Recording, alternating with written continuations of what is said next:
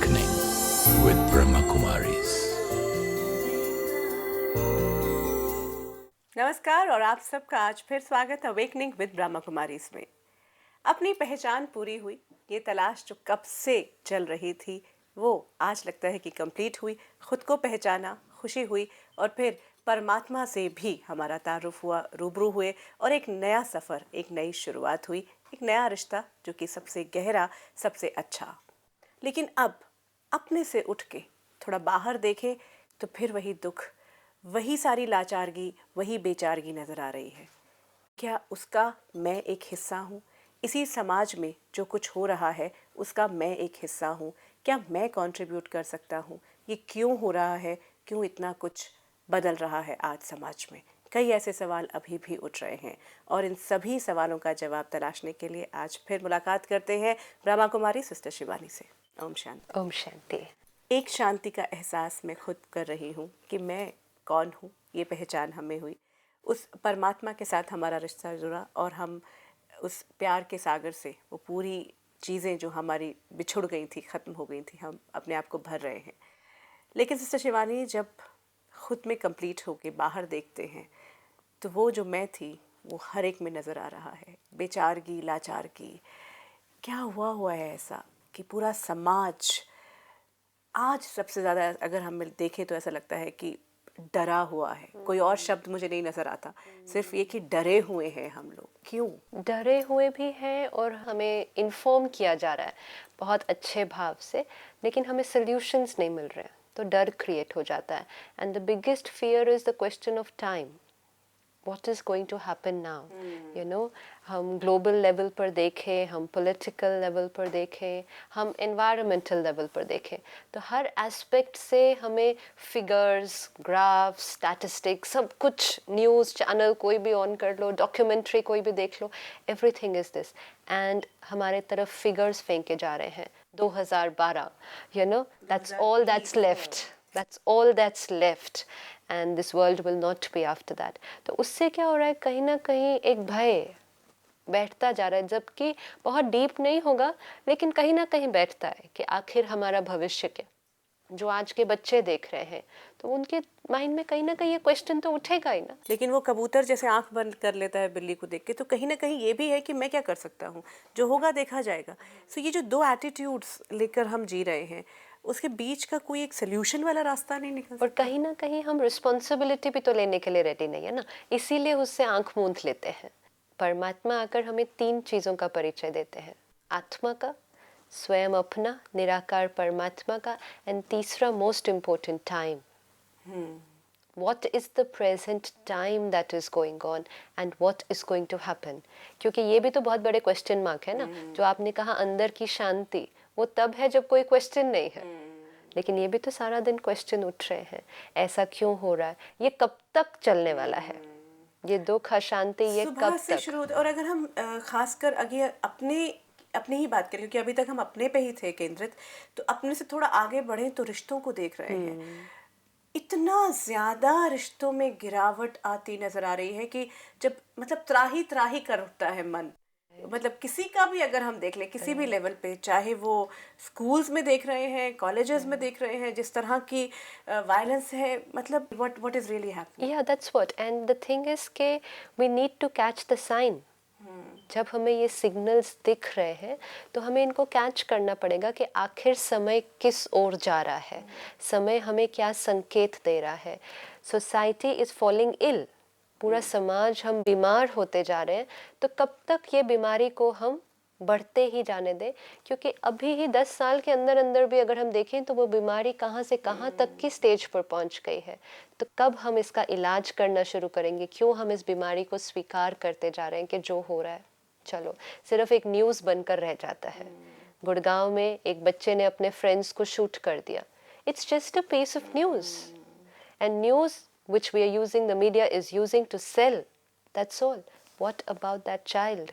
And what about the so many other children? And in fact उसके बाद क्या होता गया है, मुझे ये लगता है कि उसके बाद इतने सारे इंसिडेंसेस और आ गए. ये इंसिडेंट्स अगर हम 2 साल पहले देखें तो हमें यूएस में सुनने को मिला था.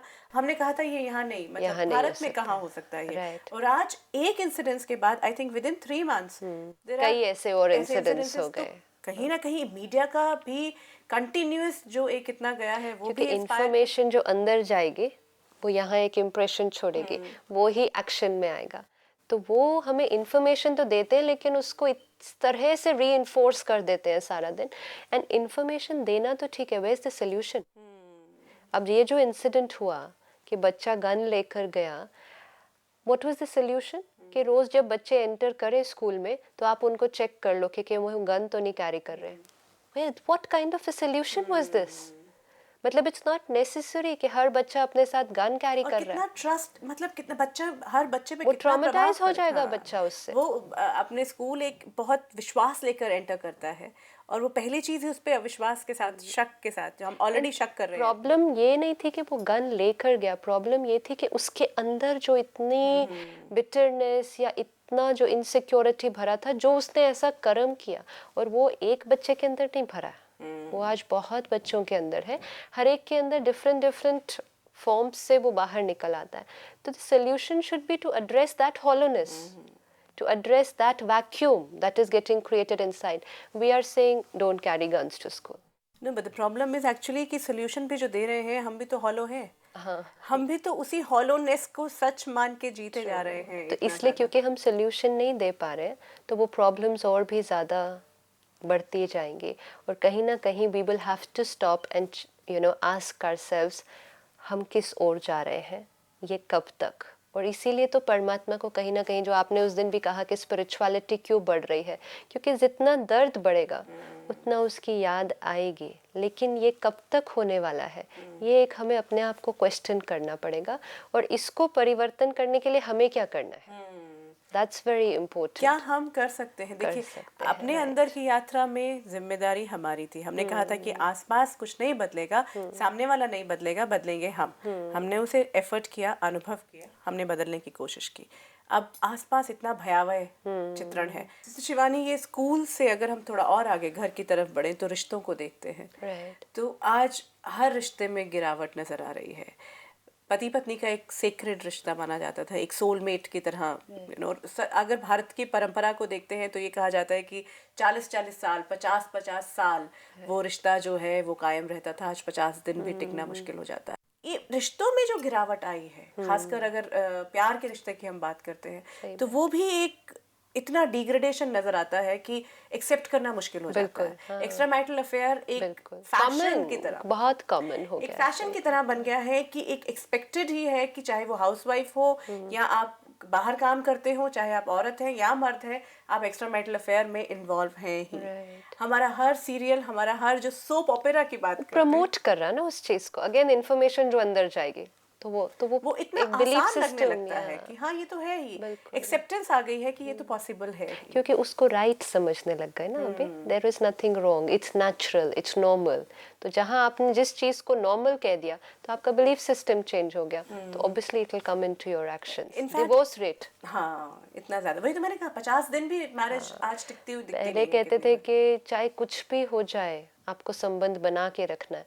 अब तो छोटी छोटी बातों पे, अच्छा आपकी नेचर अलग, मेरी अलग, इतना सा संस्कार डिफरेंस है, चलो. और म्यूचुअल, अभी एक न्यूज़ जो था, एक न्यूज़, बड़ा न्यूज़ था ये कि ऑनलाइन शादी हुई, 50 दिन बाद ऑनलाइन डिवोर्स भी हो रहा है. First online divorce in India. It has happened on the net. Okay. So that's what I'm saying, that and we are very proud of it. We are not even understanding where we are going down. वो acceptance भी, क्योंकि वही acceptance level इतना हो गया है कि ये हो रहा है तो हम क्या कर सकते हैं. तो इजीली करना शुरू कर देते हैं ना उन बातों को, क्योंकि हमने उनको राइट समझने लग गए. तो कहीं ना कहीं वो संबंधों में गिरावट तो रिफ्लेक्ट होगी ही. Even relationships with school children, बच्चों की भी जो आजकल रिलेशनशिप्स हैं उसमें वो प्योरिटी, वो इनोसेंस जो एक स्कूल लाइफ में होनी चाहिए, कहीं ना कहीं वो बहुत जल्दी खत्म होती जा रही है। Awareness and then they are getting into those relationships which they are even also not aware. वो खुद ही नहीं जानते वो किस रिश्तों में घुसते जा रहे हैं, और फिर उनके पास कोई बात करने वाला नहीं है। ना पेरेंट्स हैं, ना काउंसलर्स हैं वो इतने मैकेनिकल हैं, उनके जवाब इतने मैकेनिकल हैं। ये पूरा अगर हम सिनेरियो देख रहे हैं तो भयावह लगता है। लेकिन क्या इसके सॉल्यूशंस हमें मिल सकते हैं? इसकी solutions तो definitely है। Again, spirituality gives us those solutions, and that's why we need to understand कि ये सारी जो बाहर चीज़ें हो रही हैं, इनका कारण है अंदर का खालीपन। Impurity in the soul is impurity in the environment. So to purify the environment, purify the soul. क्योंकि it is mind, thought, body, matter. तो अगर मैटर को चेंज करना है, अगेन माइंड को चेंज किया, बॉडी से निकला, मैटर चेंज हो गया। क्योंकि माइंड ही तो इतना अनहेल्दी है आज, मानसिक बीमारियां। वही ये सारी बीमारी, ये जो सारे पूरे एस्पेक्ट्स हैं, ये इतनी मानसिक, बचपन से ही हमें दिखता है कि 13 साल का बच्चा डायबिटीज और डिप्रेशन का शिकार। Depression is become such a common illness कि उस दिन ही हम पढ़ रहे थे कि WHO ने कहा कि by 2020 depression will be the second reason for death worldwide, and वर्तमान समय कहा 112 million people are suffering from depression. And ये लोअर फिगर होगा क्योंकि बहुत सारे लोगों ने तो अभी तक अपना अवेयरनेस ही नहीं है कि they are suffering from depression. Actually अगर आप किसी से भी फोन पे बात भी करते हैं तो वो I am feeling very depressed, ये एक ऐसा स्लैंग बन गया because they are feeling this feeling of hollowness what we have been talking about। तो एक्चुअली ये कहीं ज़्यादा होगा, 112 से कहीं ज़्यादा होगा ये आंकड़ा, क्योंकि majority of us are feeling that today. और डिप्रेशन में भी कई आगे एडवांस स्टेजेस में ये बीमारी चली गई है, जैसे ऑब्सेशन, सीजोफ्रेनिया, मतलब ये बातें जो आज दिन तक सुनी भी नहीं थी, और आज ऐसे लगता है कि it's one of the very common illnesses. और हम जब रिश्तों की बात कर रहे हैं, समाज में जहाँ हम रह रहे हैं, जहाँ हमने पेरेंट्स की बात की, पेरेंट और बच्चे का रिश्ते की बात की, जिसमें इतना डिटीरिएशन दिख रहा है, इतना ज़्यादा गिरावट नज़र आ रही है आपस में। प्यार जो वो एक छोटा सा प्यारा सा एहसास था, जो पहले प्यार की बात की जाती थी, जो इतना खूबसूरत ज़िंदगी का आधार माना जाता था, उसमें इतनी वायलेंस आ गई है, इतनी नफरत कि कोई आपको एसिड फेंक रहा है, मना कर दिया, रिजेक्शन हो गया तो वो चाकू मार के आपने उसको ख़त्म ही कर दिया। क्योंकि एम्प्टीनेस है ना, तो आप रिजेक्शन को नहीं फेस कर सकते हो, so automatically you will react, और आपके अंदर उतनी टॉलरेंस पावर भी नहीं है, वो पेशेंस भी नहीं है कि आप परिस्थिति को समझेंगे, फिर एनालाइज करेंगे, फिर रिस्पॉन्ड करेंगे। जैसे ही वहाँ से रिजेक्शन आया, यू ऑटोमेटिकली जस्ट रिएक्ट। और खासकर अगर हम मोलेस्टेशन की बात करें, क्या औरत सुरक्षित है, दिल्ली की सड़कों पर औरत सुरक्षित या नहीं, ये इतनी बड़ी हेडलाइंस, इतना इस पे करने के बाद सिचुएशन नहीं, और फैक्ट्स एंड फिगर्स भी सामने ले आते हैं, लेकिन उसके बाद फिर वो वहीं का वहीं, उसकी क्योंकि मूल इशू को नहीं एड्रेस कर रहे हैं ना, उसकी रूट प्रॉब्लम को नहीं एड्रेस कर रहे हैं। आप सिक्योरिटी सिस्टम पूरे दिल्ली में कितना स्ट्रॉन्ग कर देंगे, इट्स नेवर पॉसिबल, वो कभी भी नहीं होगा। एम्पावरमेंट को एड्रेस नहीं कर पा रहे हैं कि आत्माओं को शक्तिशाली बनाना पड़ेगा, क्योंकि ये सारे जो वाइसेस हैं, ये सारे जो विकार हैं, ये उसमें से निकल रहे हैं, उसको नहीं एड्रेस करते, और तो वो मुझे लगता बढ़ता है जाएगा। सबसे ज़्यादा जो गिरावट हमारे समाज में आ गई है वो है कि आज एक ऐसा लॉ बनाना पड़ा है कि अगर आप अपने पेरेंट्स का ख्याल नहीं रख रहे हैं तो आपको पेनल्टी दी जाएगी। If you are not taking care of your parents, it's amazing कहाँ हमने माता पिता को ईश्वर का दर्जा दिया था।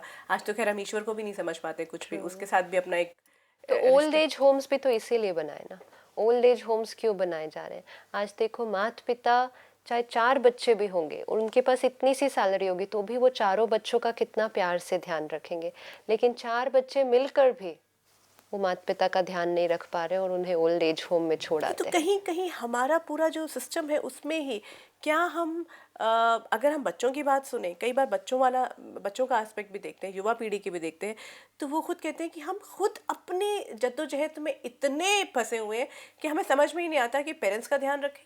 मतलब ऐसा करना चाहते हुए भी नहीं हो पा रहा, नहीं कर पा रहे हैं। क्या कम्युनिकेशन गैप हुआ है, क्या हो गया है कि आज ऐसा लगता है कि सचमुच क्योंकि हम दुनिया से तो जुड़ ही गए हैं, you know, 1 click and we are connected all over the world. तो communication, 1 mobile phone and we are everywhere all over the world. लेकिन हम साथ में बैठे हुए व्यक्ति से बात नहीं कर पा रहे हैं. We prefer online chatting rather than talking to the person sitting next to me. तो why? That is also an issue to be understood कि क्यों ऐसा हो रहा है. क्योंकि एक ऐसा व्यक्ति जिसे ना देख सकते हैं, जिसे ना जानते हैं, जिसे ना मिलना है, कुछ नहीं करना, उसके साथ बैठकर बात कर रहे हैं. और घंटों घंटों, ये भी तो एक एडिक्शन है आज. ये भी तो एक एडिक्शन है कि हम सबसे दूर होकर घंटों सिर्फ कंप्यूटर के साथ बैठे, पता नहीं किससे बात कर रहे हैं, पता भी नहीं कि जो साथ उस एंड पे जो व्यक्ति है वो अपनी करेक्ट आइडेंटिटी दे रहा है या नहीं. तो हम एक मशीन से बात कर रहे हैं सिर्फ. अच्छा, ये तो अभी हमने समाज की बात की, सोसाइटी की. थोड़ा और आगे बढ़ते हैं तो पूरा एनवायरनमेंट, राइट. कहाँ खड़े हैं शिवानी हम इस वक्त? ग्लोबल वार्मिंग ना, सच अगेन न्यूज़, हर थोड़े दिन के बाद the newspaper is carrying an article on global warming. But what is it saying? So people need to understand कि ग्लोबल वार्मिंग में क्या हो रहा है. ग्लोबल वार्मिंग एक ऐसा कॉन्सेप्ट है जो हम इतनी बार सुन चुके हैं, लेकिन अभी भी क्या क्लैरिटी हमारे सामने आई है कि व्हाट एग्जैक्टली इज हैपनिंग, हो क्या रहा है हमारी इस धरती पर. और क्योंकि वो क्लैरिटी नहीं आ रही है तो हम उसके लिए कुछ कर भी नहीं रहे हैं. वो सिर्फ फिगर्स ही सुन रहे हैं कि कब तक ये होगा, कब तक सृष्टि चलेगी, कहीं सृष्टि खत्म तो नहीं होने वाली है. But we are not really doing anything about it. तो मतलब कार्बन डाइऑक्साइड, इसका कंटेंट बढ़ता ही जा रहा है. फिल्म्स बन रही हैं, स्टैटिस्टिक्स दिए जा रहे हैं कि यू कैन कंट्रोल इट, लेकिन हम उसके बारे में क्या कर रहे हैं. कार्बन डाइऑक्साइड बढ़ रहा है इंडस्ट्रियलाइजेशन से, due to the unrestricted burning of fuel in different forms. कई लोगों के मन में अभी भी ये बात स्पष्ट नहीं कि ग्लोबल वार्मिंग आखिर है क्या. सूर्य की किरणें जब पृथ्वी पर आती हैं तो हीट भी पृथ्वी पर, या कहें गर्मी भी पृथ्वी पर पहुंचती है. ये किरणें पृथ्वी से टकराकर लौट जाती हैं. इस प्रोसेस में कुछ गर्मी पृथ्वी के एटमॉस्फेयर में ट्रैप हो जाती है, जो कि पृथ्वी के लिए अच्छा है क्योंकि इससे रात में भी टेम्परेचर स्टेबल रहता है. लेकिन वर्तमान समय कार्बन डाइऑक्साइड मात्रा बढ़ने के कारण ज़्यादा गर्मी ट्रैप होने लग गई है और इसी का फलस्वरूप पृथ्वी गर्म होती जा रही है. पिछले 1000 वर्षों में कार्बन डाइऑक्साइड का लेवल स्टेबल था, जिसको वैज्ञानिक बताते हैं कि 300 पार्ट पर मिलियन, इससे ज़्यादा ये एक्सीड नहीं हुआ था कभी भी. लेकिन सिर्फ पिछले 50 वर्षों में ही ये बहुत ज़्यादा एक्सीड कर गया है. और अगले 50 वर्षों में देखें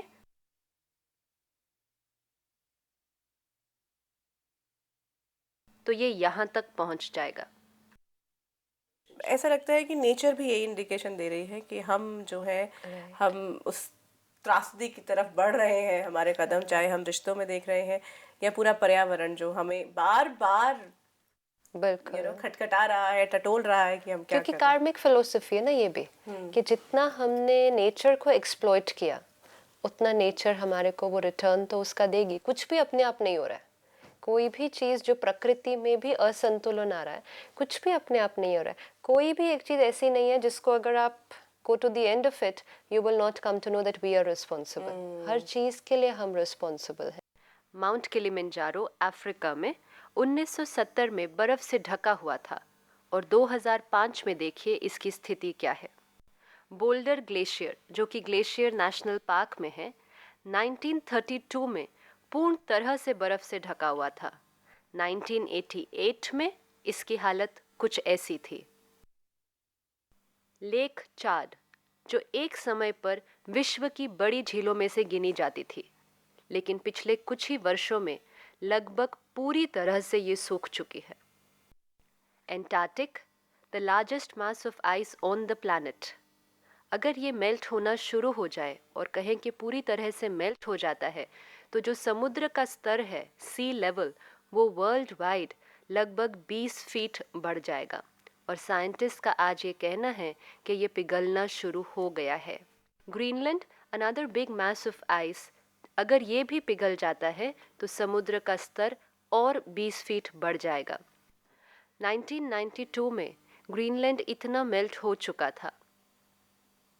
उसके 10 साल बाद उसकी हालत यहाँ तक आकर पहुँची और 2005 में यहाँ पर आ चुका है. और इससे हम इमेजिन कर सकते हैं कि वर्तमान समय इसकी स्थिति क्या होगी. ये जो प्रकृति का असंतुलन हो रहा है ना, इसकी भी एक तो अवेयरनेस होनी चाहिए कि प्रकृति में क्या क्या हो रहा है, what is happening in nature. गाड़ियाँ इतनी बढ़ती जा रही हैं, इतनी होड़ है कि जो नई गाड़ी आ रही है, बड़ी गाड़ी आ रही है, वो खरीदनी है ना, ऑल विद द कंपटीशन। तो उससे पोल्यूशन तो बढ़ता ही जाएगा, कार्बन डाइऑक्साइड लेवल इतना बढ़ता जा रहा है, और उसका रिजल्ट हमें सारी प्रकृति में देखने को मिल रहा है। आप 100-200 करोड़ खर्च करके हाईवे बनाते हैं, जब तक वो हाईवे रेडी होता है, वो हाईवे पे ट्रैफिक जैम होना शुरू हो जाता है, you know. So the change that we are bringing about, it's not enough for the present scenario. क्योंकि जब तक आप वो चेंज इम्प्लीमेंट करते हैं कि मेट्रो ले आए, आप हाईवे ले आए, एक्सप्रेसवे ले आए, लेकिन पॉपुलेशन बढ़ रही है, ये गाड़ियाँ इतनी सारी बढ़ रही है, इंडस्ट्रीज कितनी ज़्यादा बढ़ रही है। इनफैक्ट शिवानी, अगर हम देखें तो पिछले 1000 सालों में जो टेम्परेचर राइज नहीं हुआ था, वो इन 50 सालों में जो पृथ्वी का टेम्परेचर राइज हुआ है।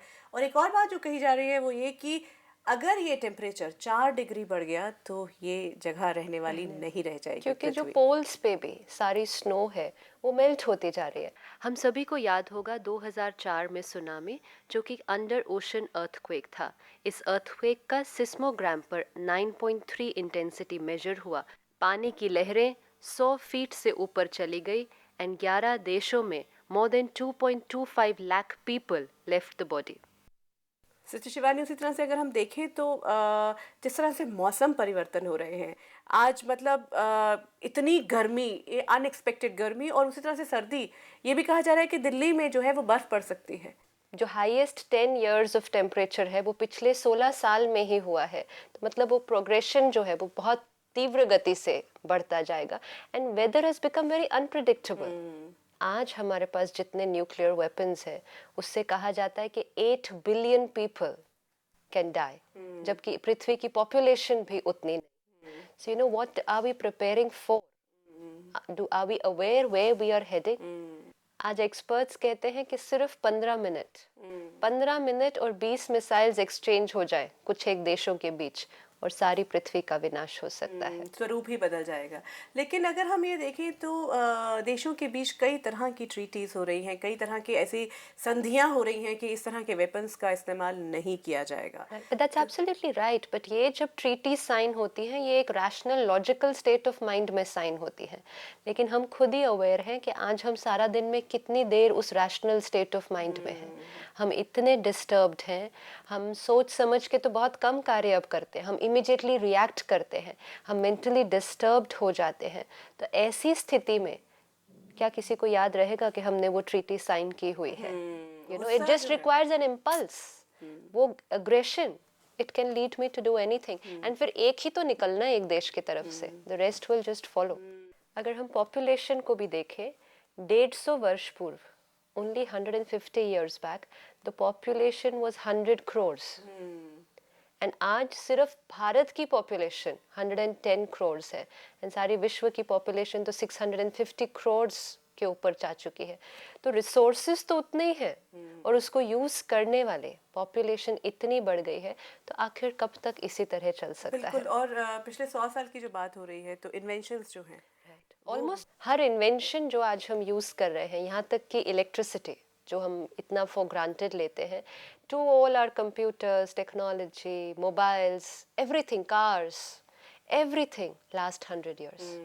जो चीज़ें जिनके बिना आज हम शायद कुछ मिनटों के लिए भी नहीं रह पाते हैं, तड़पने लगते हैं अगर फ़ोन नहीं चल रहा है या बिजली नहीं है, और ये सब कुछ सिर्फ इस 100 साल के अंदर ही डिस्कवर और सबसे बड़ी बात है शिवानी कि इतनी तेजी से बढ़ रहा है। इन्वेंशंस हुई, सभी इन्वेंशंस हुई, और उनकी स्पीड वो इतनी ज़्यादा है, क्योंकि इतनी ज़्यादा अगर हम देखें कि जो उनका तादाद जो बढ़ गई है, गाड़ियों की, मोबाइल्स की, किसी भी चीज़ की, इन्वेंशंस तो लेकिन सारी अच्छी थी, ये हर एक ह्यूमैनिटी की भलाई के लिए थी, लेकिन वो इतनी फास्ट स्पीड पर और इतना कुछ हमें मिलता गया कि हम इतना ज़्यादा उसकी तरफ आकर्षित हो गए कि हम अपने से ही दूर होते गए, और हमारी इन मटेरियलिस्टिक चीज़ों के ऊपर डिपेंडेंसी बढ़ती गई, पूरी तरह से डिपेंडेंट हो गए। अब अगर हम देखते हैं, आज हम इस पूरी कड़ी को देखें अगर पीछे मुड़कर, तो हमने रिश्तों की बात की, उसमें अति हो गई है। हर चीज़ जो है वो अति की तरफ बढ़ रही है, हर चीज़ में अति हो गई है। तो अति का तो अंत होता है, तो क्या हम अंत की तरफ बढ़ रहे हैं? हम अंत की तरफ नहीं, हाँ, इस सब गिरावट के अंत की तरफ लेकिन हम एक परिवर्तन की तरफ चल रहे हैं। और इसीलिए हमने कहा यही वो समय है जब परमात्मा का सृष्टि पर आना बहुत आवश्यक है। और वो निराकार परमात्मा इस टाइम आ चुके हैं, क्योंकि जब इतना केओस हो जाता है जो ह्यूमन काइंड के बस की बात नहीं है, अब इस केओस को फिर से ऑर्डर में लाना, तो वो परमात्म शक्ति की आवश्यकता होती है। और वो आकर हम आत्माओं को वो प्योरीफाई करते हैं, जिससे प्रकृति फिर ऑटोमेटिकली प्योरीफाई हो जाती है। तो इट्स नॉट डिस्ट्रक्शन। हम ये सभी को कहना चाहेंगे कि कोई विनाश नहीं होगा, सब कुछ खत्म हो जाए, प्रलय हो जाए, ऐसा नहीं होगा। इनफैक्ट एक बहुत सुंदर समय, a very beautiful period is going to come and we need to prepare ourselves for that coming time. और क्या हम उस जो आने वाला वक्त है उसकी एक झलक उसके बारे में जान सकते हैं? बिल्कुल। तो अगली कड़ी में हम इंतज़ार करेंगे कि किस तरह से क्या होगा, और जो आज हमने पूरा एक सिनेरियो देखा है उसका क्या ट्रांसफॉर्मेशन, क्या परिवर्तन होगा। सिस्टर शिवानी, बहुत बहुत धन्यवाद। ओम शांति। सच्चाई ये है कि आज जो आईना हमने देखा है वो उसमें जो अक्स नज़र आया है वो काफ़ी भयावह है। डर लग रहा है, हम में से हर कोई कहीं ना कहीं डरा हुआ है, लेकिन एक आश्वासन हमारे सामने है कि परिवर्तन के लिए हमें तैयार रहना है, और परिवर्तन हमेशा शुभ के लिए होता है। अगर आपके पास कोई सवाल है, कोई बात है जो आप हमारे साथ शेयर करना चाहते हैं, आप हमें फ़ोन पर या फिर ईमेल द्वारा भी संपर्क कर सकते हैं। If you wish to discuss your problem or have a question to ask or want to know your nearest Raj Yoga Meditation Center, call us on 09999744555. अगली कड़ी का इंतज़ार करेंगे, क्योंकि अगली कड़ी में हम ये जानेंगे कि सृष्टि में किस तरह का परिवर्तन आएगा और क्या होगा वो आने वाला कल। अवेकनिंग विद ब्रह्मा कुमारीज में फिर होगी मुलाकात। दीजिए इजाज़त। नमस्कार। Om Shanti. I'm a peaceful soul. Om Shanti Om. I'm a peaceful soul. ये ध्वनि मंगल ध्वनि है। Om Shanti Om. This sound is a sacred sound. Om Shanti Om. Om Shanti Om. I'm a peaceful soul. Om Shanti.